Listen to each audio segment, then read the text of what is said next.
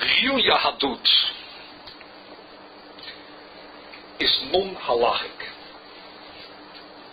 The Jewish tradition, it's a bad word in English. Yahadut, for the sake of a better word, of another word, is fundamentally non-halachic. More than that, I would claim that it is anti-halachic.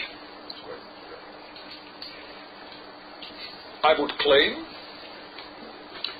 that halacha is an obstacle to the Jewish tradition. Okay. I would say, one moment, let me just speak out for a few more minutes. I would say that the Jewish tradition, in the halachic sense of the word, should really not exist. Should really not exist. Why?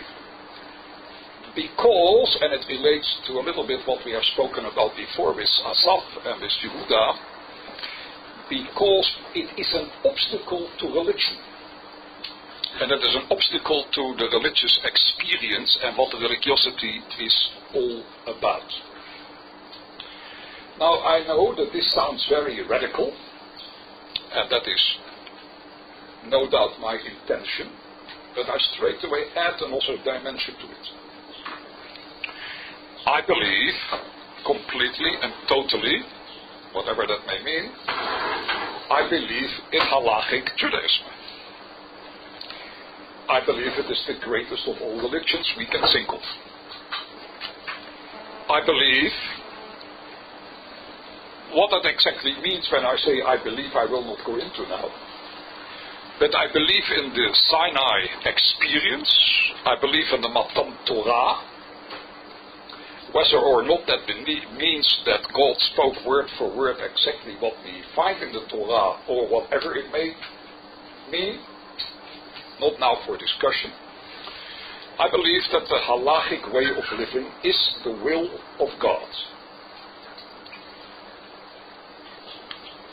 So here I oppose two statements, which are obviously paradoxical.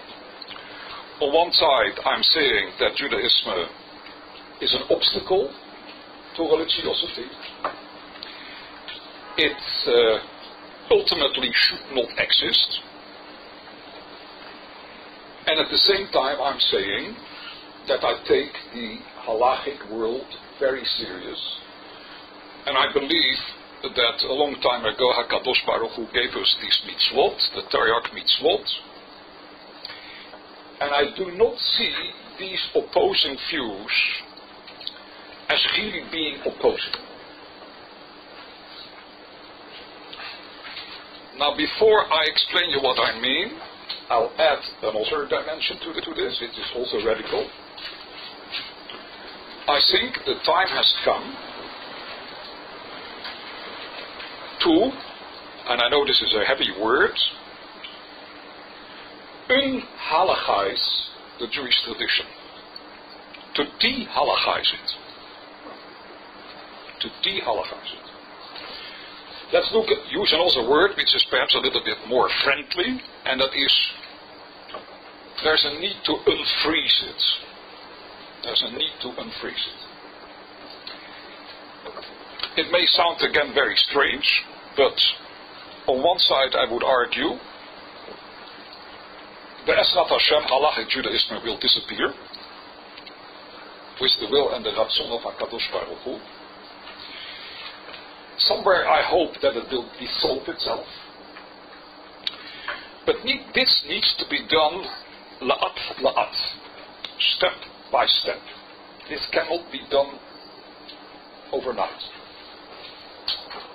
And at the same time I'm saying that the Sinai experience took place.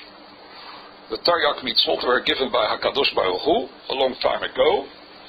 And I take this whole tradition very, very serious, also in my personal life. Now, why do I say this? I say this because I'm reminded of a statement made by the Chovot HaLevavot, the duties of the heart. I do not remember now exactly where it is. I did not have the time today after I came back from Switzerland to look it up, but it is clearly there, where the Chovot HaLevavot asks a very important question. Chovot HaLevavot is, as you know, the duties of the heart, one of the great moral texts which we have, which has a philosophical background of Rabbeinu Bachya, where he asks a very important question. If the Torah and the mitzvot are really so incredibly important as we claim them to be,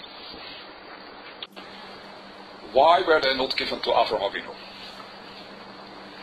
Why were they not given to Yitzchak? Why were they not given to Yaakov? Why were they not given to the 12 tribes? Or if you want, why were they not given to Adam, Arishon, and Chava? What is the Chovot HaLevavot answer? Very interestingly, he says the reason is because Avraham, Yitzchak, Yaakov, and so on, they did not need the mitzvot. They were absolutely not in need of them. To them, they would have been an obstacle. Why? Says he, they were on such a high madriga, they were living on such a high spiritual level, and their experience of HaKadosh Baruch Hu, was so great and so intensive that giving them mitzvot was totally superfluous. There was nothing at all what would help them to come closer to God, because they came closer to God without the halachic system.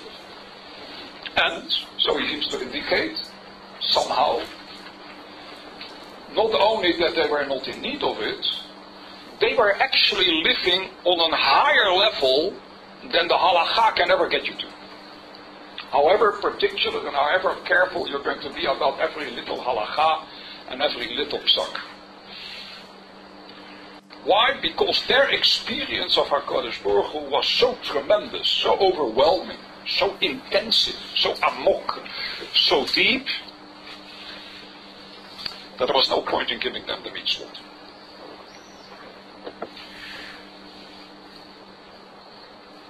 Now here, I was reminded, or I should say actually the reverse, when I read the paper of Professor Yehuda Gelman, and when we discussed this in the last 2 weeks with him, I was reminded of this Chovot HaLevavot when he started to quote this non-Jewish professor by the name of Stephen Evans. And he was speaking about, if you remember still that phrase, the easy resistibility principle. Remember? Yes? Where he was arguing like this. I read you from a quotation which Professor Gelman put into the paper. I haven't read this book from this Stephen Evans. I would love to read it. It's a Christian thinker. Where he says like this. This is in the paper of Professor Gelman. The plausibility of this principle, that is the easy resistibility principle, stems from the assumption that God, Hashem, wants the relation with human beings to be one of great enjoyment. A relationship of joy with Him, to be one in which they love and serve Him freely and joyfully. Freely and joyfully. I understand from the paper of Professor Gelman that what this professor is arguing here is that the ultimate great religious relationship between HaKadosh Baruch Hu and human being is when human beings, free in their freedom, come to Him and serve Him. Without any coercion, without any demands as law, but as an experience which is so incredibly deep that it is only enjoyable. Now, if you remember, last week